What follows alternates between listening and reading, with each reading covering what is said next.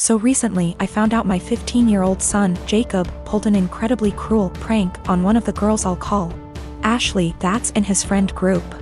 I know this girl, she's been to our house and even attended Jacob's birthday party a month ago. She seemed incredibly sweet if not a bit shy. So when my oldest son, Mark, he's 17, came to me and told me Jacob had asked Ashley out on a date as a prank, I was stunned.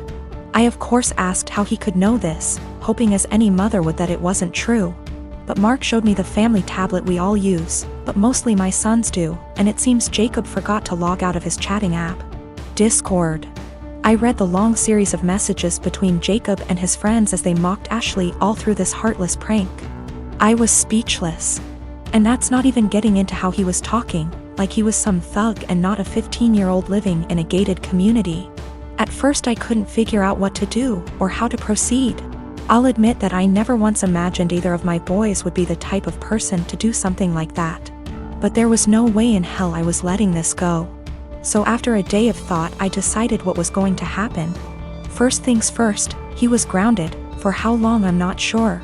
Secondly, I'd gotten Jacob a bike for his birthday but it hadn't arrived until the day previous and I'd planned to give it to him when my parents came to visit since they'd been unable to make his party. But instead of that I showed him I knew about the prank and told him he was grounded. Then I made him carry the new bike out of my bedroom closet and to the car before driving to Ashley's house, him crying the whole way. I'd called her parents earlier and explained everything, and so once we got there I had him cart it to their front porch and ring the bell. Then in front of me, Ashley, her parents, and God, I had him give a sincere apology and gift her the bike. Even I apologized to her, saying I didn't raise my boy this way and what he did was unforgivable. I also called the parents of the other boys who were a part of this little stunt and they all seemed rightfully horrified by their son's involvement. I felt I'd handled this all as best as I could, and my friends agreed. Though once my parents found out that I'd made Jacob give his birthday gift away they said what I did went too far. I still feel like what I did was right, but having my parents more or less dogpile on me like this actually made me wonder if how I handled it was too extreme. There's this girl that lives in my uni halls. We're not roommates but we are flatmates. We are both 19 years old. Let's name her Kaya. I met her in September when we started university and moved into halls. We're not best friends but we are friendly. We don't really spend much time together. Over time, my friends noticed that Kaya tried to copy me in everything. It started slowly, accessories and some clothes. Nothing major. I didn't even notice until people started pointing it out to me. I have a rather distinct style and she started copying it.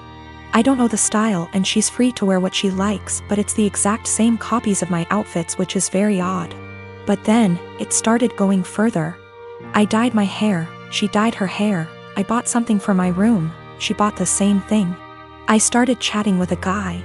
She became obsessed with that guy to a point that whenever I had a male friend or guy I was interested in over, she would go out of her way to try and get their attention, coming down to the kitchen in nothing but a towel. She never used to do it, etc. And she would do anything to attract attention. Now, don't get me wrong, I couldn't care less if the guy was looking, and even if it was my boyfriend looking. I'd have a beef with him, not her, but the blatant attention-seeking behavior was just odd. I joined societies and sports, and after she found out, she joined the same ones I did. Basically, everything I do, she copies eventually. It's just really creepy, but I haven't said anything. I wouldn't even know what to say.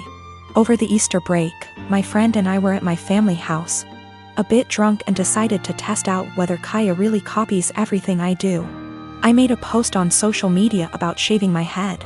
My friend does hairdressing and she helped me out faking shaved head, and I posted a photo with shaved head.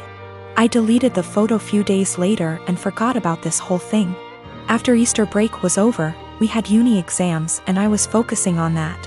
Imagine my shock when I came back and Kaya had shaved head. And she was pissed when she saw me. She started shouting how I lied to her and why would I do that. She went on and on and on, really angry. Admittedly, I ignored her and hid in my room. She sent me a text telling me that she expects me to pay for her wig as it's my fault she shaved her head. I replied that absolutely not, that it was not my fault and she decided on her own to do that. She kept attacking me over it every time I saw her. It's been a few days since I came back from Easter break. My exams start tomorrow, and yesterday I received an email from my university asking me for a meeting over the issue. She reported me to uni over something she's done. I am genuinely confused. Was I really in the wrong? University is starting back soon, so many of my friends started moving back to town. I am 17 female, live in a house with 5 friends. I wasn't born in the UK but moved here with my parents when I was 17. We come from another European country, so I speak my native language, English, which is far from perfect. I've been learning Spanish and English since I was little, and my Spanish is better than my English. I don't have an obvious accent in English, people just assume that I am Canadian. We had a small party on Saturday and one friend brought his new girlfriend, Jess. Jess 20, and she's the reason why I am posting here. Jess made sure to let everyone know that she's a polyglot and speaks multiple languages. I was obviously impressed. I study modern languages, meaning that I'm learning Italian and German on top of Spanish. And obviously I asked what languages she speaks: Spanish, Japanese, Arabic, my native language, German, Korean, and French. I told her how impressed I was and carried on with my evening. I had a short phone call with my mom, whom I obviously speak to in my native tongue, and I went out of the house to talk to her. Jess was out in the garden and heard my conversation, and she corrected me on my pronunciation. I told her that she was in the wrong, and she insisted that she knows better. I didn't fancy getting into any arguments, so I ignored her and went back inside saying whatever. Later, I bumped my head and swore loudly in Spanish. I tend to code switch a lot when drunk, and she corrected my pronunciation, which was funny because it was her who was incorrect. I ignored her again. A while later I wanted my friend, who is from Spain, to hand me something, but I forgot how it's called in English. So I said, "Hand me Spanish word, please," knowing my friend would understand. Jess decided to correct me again, using completely incorrect word. My friend and I looked at each other, and me being drunk, I lost any self-control I had. I spoke to Jess in Spanish asking her what the hell she thinks she's doing. And she looked at me telling me that my Spanish was so wrong that she didn't understand a word. It wasn't, but okay. So I told her the same thing in my native tongue, to which she replied with the same thing. I laughed at her and told her it's my native language and she really shouldn't lie about being a polyglot and correcting people when she doesn't actually speak those languages. She was fuming. She tried to grab her boyfriend's hand and leave with him, but he was too drunk to care and just said, "Told you to stop lying."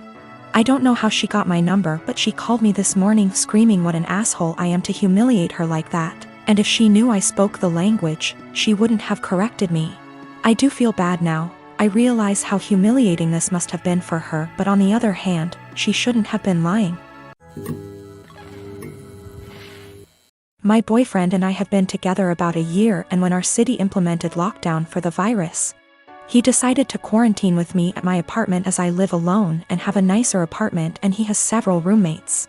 Mostly it has been going well, and thankfully we both still have jobs. Except in the first few weeks I started noticing that the bathroom floor was suddenly always wet around the toilet. The sink is across the room from the toilet, so it's unlikely to be from the sink.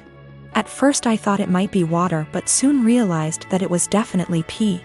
I asked boyfriend about it nicely, and he apologized and said sometimes he has bad aim. I asked him to try a little harder, and he said sure.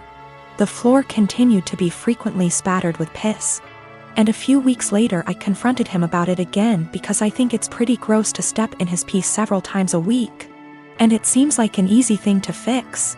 If he misses the toilet, I think the very least he could do is make sure to wipe it up with toilet paper or a Clorox wipe. The cleaning supplies even live in a cabinet directly over the toilet. He said sure, sorry, he would try to remember to do that. Another week has passed, and while maybe he's doing this sometimes, I've continued to step in splatters of his pee and wipe it off the floor and clean the floor several times a week. I thought about asking him to just pee into the bathtub or something instead, because I don't understand how you can pee on the floor by accident so often and not notice and not clean it up.